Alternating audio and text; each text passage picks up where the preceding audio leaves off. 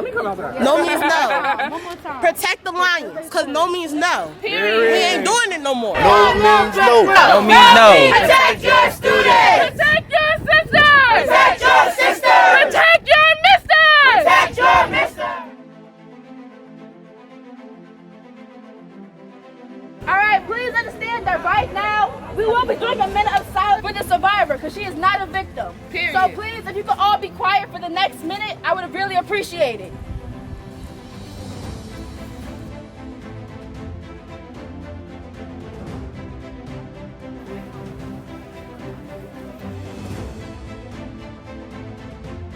We want to provide self-defense classes on campus frequently for females and males. We want to hold everyone accountable for their actions. Male, female, teacher, faculty, administrator, all of them. Everyone should be held accountable. We want to allow rape wristlets on campus, which have the stab things, the whistles, that has the little alarms. We're trying to get approved for the mace and the tasers also. This is to help protect everyone at night, whenever, after parties, if you're drunk, so that girls do not feel uncomfortable that there's a man walking past them when they get out the shower. Or that he's in the bathroom. Or that he's in the bathroom while they're Talk about it, showering. Talk about it. Please talk Yeah. about it, yes. We need stricter punishments for these actions. Students are not getting punished how they should for that they do. They're still on campus, allowed to walk around after someone just reported them. Next is better survivor treatment. A lot of these survivors, a lot of these victims go unnoticed and go untalked about.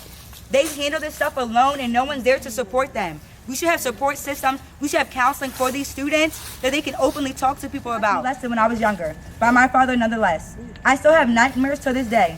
The fact that this hurts my very relationship that I have with anyone to this day, who would have thought my own father would molest his child?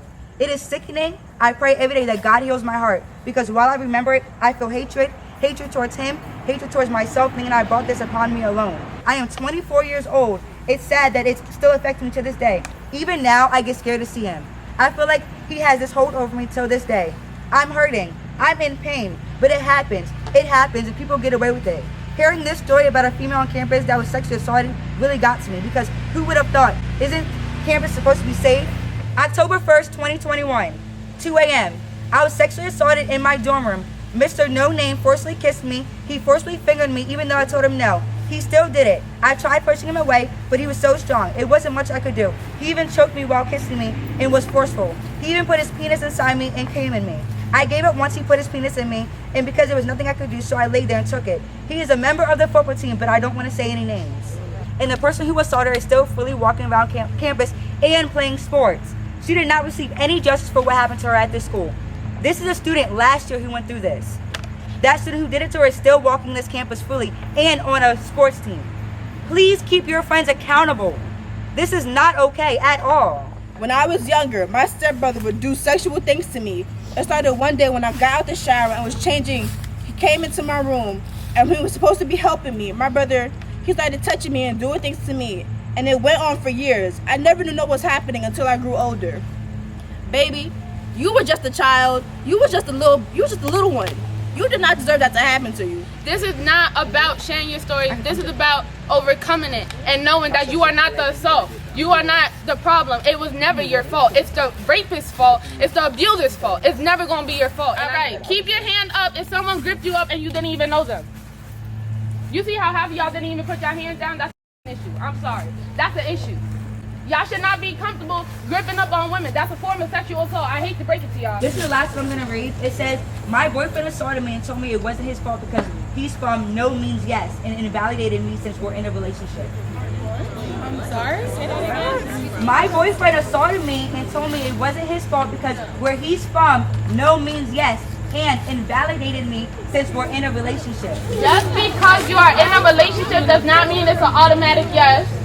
Just because you're in a relationship doesn't mean you have to say yes. You shouldn't feel obligated to give your body to someone so they can love you. If you feel the need to do that, you need to sit down with yourself and really think. Because at the end of the day, you're only going to hurt yourself. As I was going to find her, a man pushed me against the wall and forced his hand down my pants.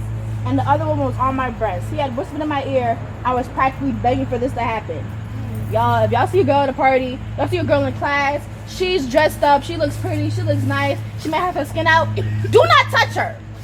She's just coming here in a good dress. She likes the way she looks. There is no reason for you to be gripping up on a girl because of how she looks right now. That's just it. Clothes do not mean anything.